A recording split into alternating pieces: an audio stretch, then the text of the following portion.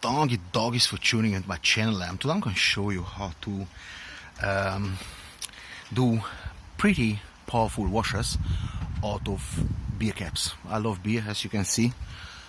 Yeah, and if you really like this idea, then do click on the link in the description and do pay me a beer. Right, now this is the situation. I found this shelf. Somebody dumped it on the street corner, so I erected it, and I didn't want to use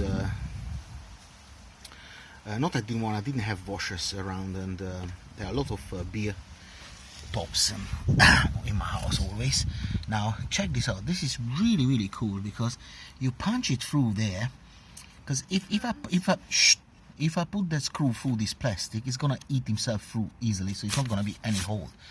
Now this beer top is pretty strong compared to the plastic, and it holds the screw perfectly. And another good bit is that it has this little teeth, so it cuts into the plastic lightly, and when you turn the screw, it doesn't turn with it.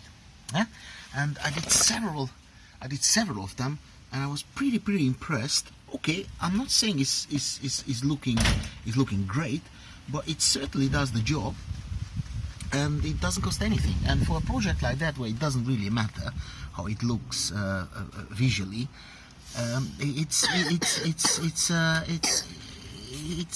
just good, and it's really steady. Look at that. I mean, I'm putting in so proper force, you know, and it's just steady as a rock.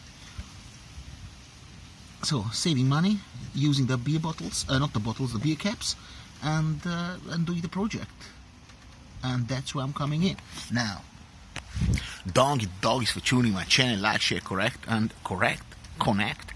comment, and yeah, hit that beer button on the bottom and buy Daddy a beer. That's right. Buy Daddy a beer. Yeah. Don't give on too much, and today we're gonna say don't go too much.